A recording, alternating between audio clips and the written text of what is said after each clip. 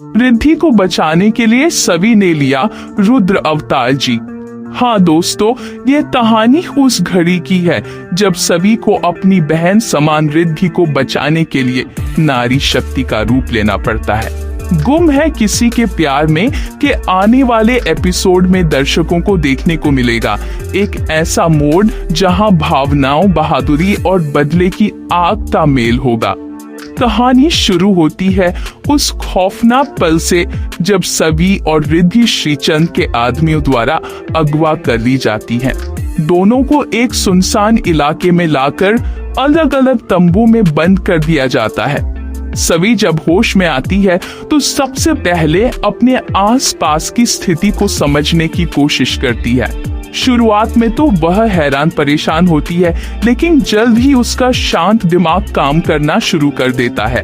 वह देखती है कि रिद्धि भी उसी जगह है, बस एक दूसरे तंबू में कैद है। सभी समझ जाती है कि ये कोई आम अपहरण नहीं है, बल्कि इसके पीछे किसी बहुत बड़े दुश्मन का हाथ है। वह एक गुंडे को पकड़कर पूछती है कि उन्हें किसने अगवा किया है, लेकिन गुंडा कोई जवाब नहीं देता। फिर भी सभी के मन में एक नाम बार बार गूंजता है, श्रीचंद। सभी अब रिद्धि को बचाने के लिए योजना बनाती है। किसी तरह वह तंबू से निकलती है और रिद्धि के पास पहुंचकर उसे वहां से छिपा देती है। रिद्धि बहुत डरी हुई होती है, लेकिन सभी उसे हिम्मत देती है। तभी एक गुंडा श्रीचंद को फोन करता है और घबराकर कहता है कि दोनों लड़कियां भाग गई हैं। यह सुनते ही श्रीचंद आग बूला हो जाता है और खुद उस जगह पहुंच जाता है। वह गुस्से में तमतमाया हुआ चारों ओर सभी और रिद्धि को ढूंढता है। इधर सभी और रिद्धि एक कोने में छिपी होती है और दूर से श्रीचंद को आते हुए देख लेती है। सभी की आंखों में अब डर नहीं बल्कि चिंगारी होती है। उसे पूरा यकीन हो जाता है कि इस सारे षड्यंत्र के पीछे वही है। वह अपने मोबाइल से छुपकर नील को फोन करती है और पूरी जानकारी दे देती है।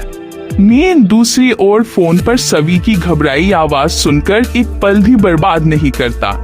वह पुलिस को साथ लेकर तुरंत निकल पड़ता है, लेकिन उससे पहले ही श्रीचंद सभी और रिद्धि को ढूंढ निकालता है और उन्हें पकड़कर घसीटते हुए बाहर लाता है।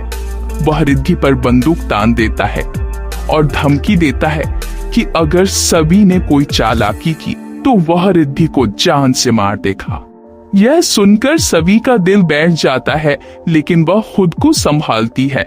तभी बिना आवाज किए नील वहां पहुंच जाता है और सब कुछ देख लेता है। वह पीछे से धीरे धीरे हालात का मुआयना करता है और एक योजना बनाता है कि कैसे वह सभी और रिद्धि को बचा सकता है। उसी दौरान श्रीचंद सभी पर एक और जख्म करता है जब वह खुलासा करता है कि उसके पति की मौत भी उसी ने करवाई थी। यह सुनते ही सभी के भीतर का दर्द गुस्से में तब्दील हो जाता है। वह अब डरने वाली लड़की नहीं रह जाती, बल्कि एक अग्नि जैसी देवी का रूप धारण कर लेती है।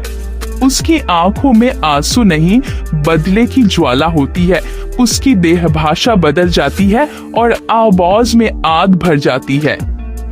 वह श्रीचंद पर चिल्ला उठती है कि आज उसका अंत निश्चित है। वो किसी की नहीं सुनती, सिर्फ अपने अंदर की शक्ति को महसूस करती है। वह एक लोहे की छड़ उठाकर श्रीचंद की तरफ लपकती है। श्रीचंद के आदमियों के लिए भी यह रूप नया होता है। एक सीधी सादी लड़की अब रौद्र रूप में सामने खड़ी थी। सभी श्रीचंद पर टूट पड़ती है और उसके हथियार को नीचे गिरा देती है। एक जबरदस्त भिड़ंत होती है और रिद्धि भी सभी के हौसले से हिम्मत पाकर एक गुंडे पर वार कर देती है। नील मौके का फायदा उठाकर एक एक कर श्रीचंद के आदमियों को पकड़वाने में जुट जाता है। पुलिस भी आ जाती है और पूरा इलाका गूंजने लगता है।